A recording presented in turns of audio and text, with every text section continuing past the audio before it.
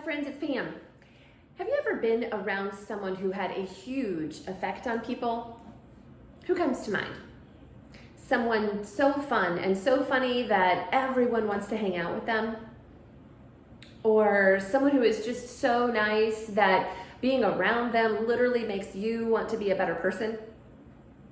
Or someone on your team who works so hard that it makes everyone else on the team work harder too?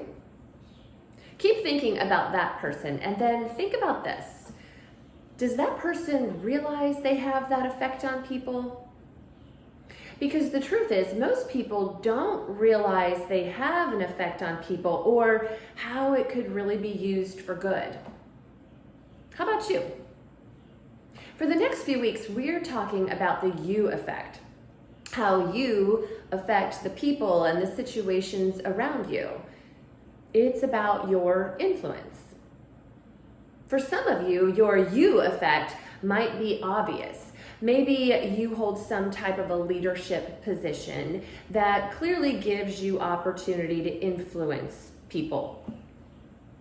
Or you have friends who always come to you for your advice because they value your opinion. They want to know what you have to say, and you influence their decisions.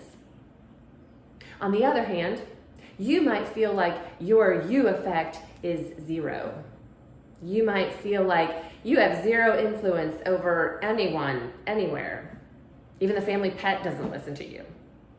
But hold on a minute, because no matter what you think about your you effect and your influence, a little or a lot, it's possible and even probable that you don't realize how much you effect there really is and what could be possible because of it. There's a story in the Bible that shows us how much is possible. We all know that Jesus had a huge effect on people. He had a big influence. Wherever he went, crowds would gather. They wanted to hear what he had to say. And this story today does begin with a crowd. But that's not the best part of the story. In the Gospel of John, chapter 6, verse 1, we hear this. After this, Jesus crossed to the far shore of the Sea of Galilee, that is the Sea of Tiberias. And a great crowd of people followed him because they saw the signs he had performed by healing the sick. Then Jesus went up on a mountainside and sat down with his disciples. The Jewish Passover festival was near. When Jesus looked up and saw a great crowd coming toward him, he said to Philip, "Where should we buy bread to feed all of these people?" Now, imagine if you were Philip at this point. Wouldn't you be thinking, Jesus, I thought you were the miracle guy. I thought you had influence over this type of thing. Can't you handle this? Well, the story continues. He asked this of Philip only to test him, for he already had in mind what he was going to do. Philip answered him, "It would take more than half a year's wages to buy enough bread for each one to have a bite." Another one of his disciples, Andrew, Simon Peter's brother, spoke up. "Here's a boy with 5 small barley loaves and 2 small fish, but how far will they go among so many?" Jesus said, "Have the people sit down." There was plenty of grass in that place, and they all sat down, about 5,000 of them. Jesus then took the loaves, gave thanks, and distributed to those who were seated as much as they wanted, and he did the same with the fish. When they had all had enough to eat, he said to his disciples, "Gather the pieces that are left over, let nothing be wasted." So they gathered them and filled 12 baskets with the pieces of 5 barley loaves left over by those who had eaten. After the people saw the sign Jesus performed, they began to say, "Surely this is the prophet who is come into the world." Jesus, knowing that they intended to come and make him king by force, withdrew again to the mountain by himself. So there's so many questions in this story, right? Especially things like, how did he take 5 barley loaves and 2 fish and turn it into enough food to feed all of those people? And where did all those baskets come from? But here's a different question, and an important question. Who had the most influence in this story? It's easy to see that Jesus had influence.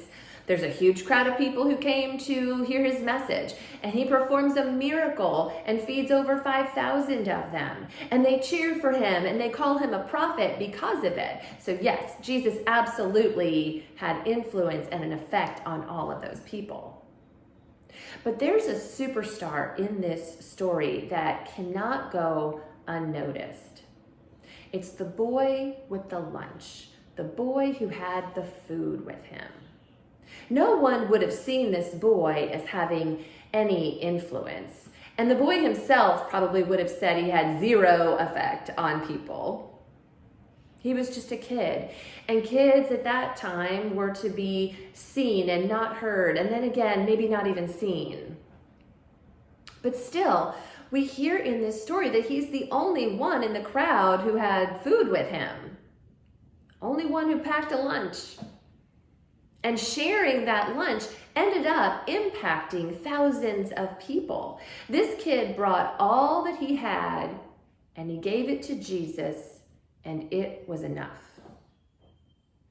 When it comes to you affecting the world around you, it's all about you being willing to show up with what you have and offer that. Having an impact and having an influence isn't always about doing more and having more and knowing more people.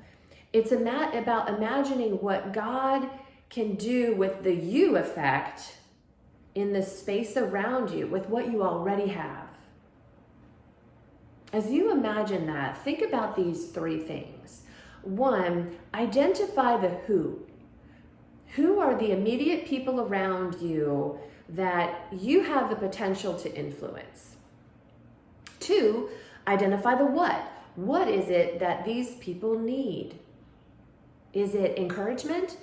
Is it someone to listen? Is it someone to help with a task? And three, identify the how. Figure out what you can do to positively influence these people in this situation, and then do it. Ultimately, this story today is about the power of Jesus and what Jesus is capable of doing. It's about what Jesus can do through someone who is willing to offer what he or she has and let him use it. You have more of an effect than you think. It's the you effect. Don't think that it's not enough. Let it be used for good. It's something to think about. Let me know how it goes.